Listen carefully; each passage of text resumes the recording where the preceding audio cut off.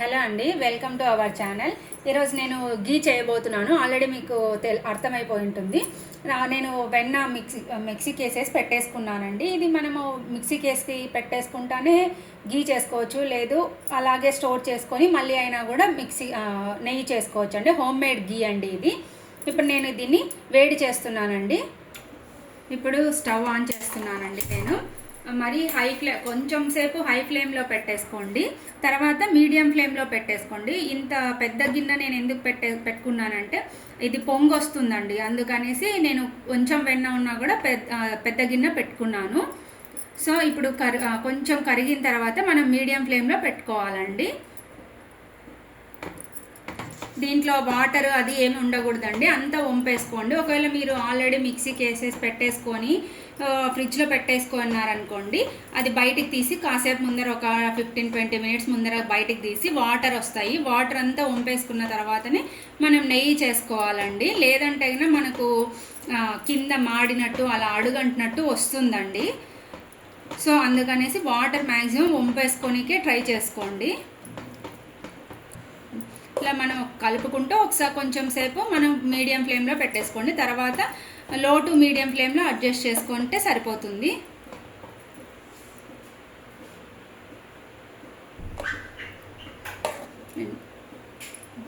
మాకు ఆవు పాలండి దొరికేది, సో అందుకనేసి ఇలా ఉంది. నేను ఇదైతే కనుక పాల మీగడతో చేశానండి వెన్న. మీరు ఒకవేళ పెరుగు మీదైనా కూడా మీగడతో అయినా కూడా చేసుకోవచ్చండి. ఏదైనా ఒకటే ప్రాసెసే.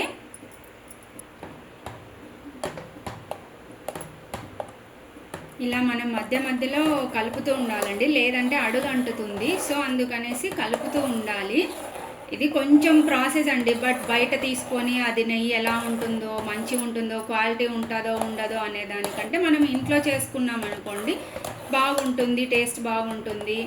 మనం దీన్ని పూజకైనా కూడా వాడుకోవచ్చండి. మనము ఇలా మనకు ఇలా వస్తుందండి. మనం కొంచెం కలుపుతూ ఉండాలి. సో అదే చెప్పాను కదా, అడుగు అంటకూడదండి. అడుగు అంటితే అంత మనకు మాడిపోయిన స్మెల్ వస్తుందండి. సో అందుకనేసి ఇలా మధ్యలో అలా కలుపుతూ ఉండాలి, అడుగు అంటకుండా. ఇప్పుడు ఈ స్టేజ్లో ఉన్నప్పుడు లో ఫ్లేమ్లో పెట్టేసుకోండి. ఫస్ట్ మీడియం ఫ్లేమ్లో ఉండింది కదా మనకు, తర్వాత లో ఫ్లేమ్లో, ఈ స్టేజ్లో ఉన్నప్పుడు లో ఫ్లేమ్లో పెట్టేసుకోండి. పొంగు వస్తుందండి. ఈ పొంగు వచ్చినప్పుడు అంత కింద పడిపోతుంది, అంత పొంగిపోతుంది కదా. సో అందుకనేసి నేను పెద్దది పెట్టుకున్నానండి. ఇలా మనం పెద్దది పెట్టేసుకుంటే కన్నా బయటికి రాదండి పొంగు అనేది. చూడండి, ఇలా సైడ్స్ కూడా ఇలా అంతా అనుకుంటూ మీరు కలుపుతూ ఉండండి. నేను అడుగు కూడా అంటలేదు చూడండి, నేను మ్యాక్సిమం ఇలా అంటూనే ఉన్నాను. సో కలుపుతూనే ఉన్నాను. మనం ఇలా ఈ సైడ్స్ కూడా అలా అనుకుంటూ ఉంటే మధ్యలో సరిపోతుందండి. నెయ్యి అవ్వడం స్టార్ట్ అయింది చూడండి. ఇలా ఇంకొక 5 మినిట్స్లో మొత్తం ఇదంతా మొత్తం మెల్ట్ అయిపోతుంది. మనకి ఇది ఒక 20 మినిట్స్ ప్రాసెస్ అలా ఉంటుందండి. మనం మరి హై ఫ్లేమ్లో పెట్టుకోకూడదు కాబట్టి, మీడియం ఫ్లేమ్లో కాబట్టి ఒక 20 మినిట్స్ అయితే పడుతుందండి.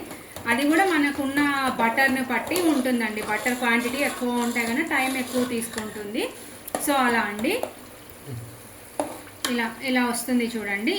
ఇంకా కొంచెం మనకు ఈ స్టేజ్లో తీసేస్తే పచ్చివాసన వస్తుంది కాబట్టి ఇంకా కొంచెం కావాలండి. ఇదంతా మనకి ఇది రెడ్డిష్లో అయిపోతుందండి. అప్పుడు బాగా అవుతుంది మనకు నెయ్యి. సో మనం ఇలా కలుపుతూనే ఉండాలండి కొంచెం, లేదా లో ఫ్లేమ్లో పెట్టేసుకొని మధ్యలో అయినా కలుపుతూ ఉండొచ్చు, కంటిన్యూస్గా కాకపోయినా కూడా. ఇలా నెయ్యి ప్రిపేర్ అయిపోయింది చూడంండి. మనకి ఇది తెలుస్తుంది కదా, ఇది రెడ్డిష్లోకి రావాలండి. ఎందుకంటే అలా ఎల్లోలానే ఉంటే కానీ పచ్చిగా ఉంటుందండి. సో అందుకనేసి అది రెడ్డిష్లోకి రావాలండి. ఇప్పుడు ఈ స్టేజ్లో ఉన్నప్పుడు మనము ఆఫ్ చేసుకుంటే సరిపోతుందండి. నేను మీకు చూపిస్తాను.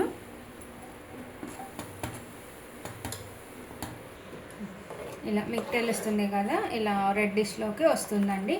మనము దీన్ని ఇలా కొంచెం చల్లారిన తర్వాత అంతా ఫిల్టర్ చేసేసుకొని స్టోర్ చేసేసుకుంటే సరిపోతుంది. బయటే ఉన్నా పర్వాలేదు, లేదా ఫ్రిడ్జ్లో పెడితే అయితే 6 మంత్స్ వరకు ఉంటుందండి.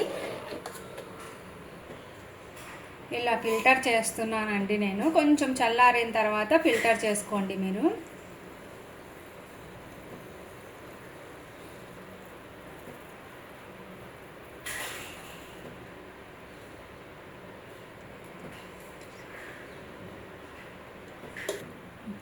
హోమ్ మేడ్ గీ రెడీ అయిపోయిందండి. మీరు ఒకసారి ట్రై చేసి ఎలా వచ్చిందో చెప్పండి. Thanks for watching. Please like, share and subscribe.